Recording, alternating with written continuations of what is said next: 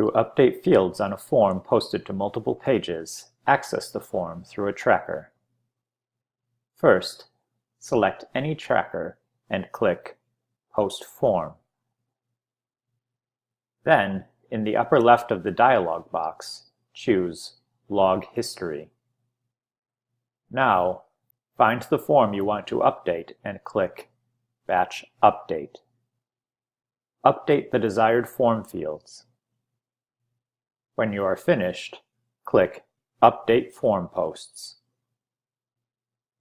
Note: once you create a form, you cannot add or remove it from a student workspace.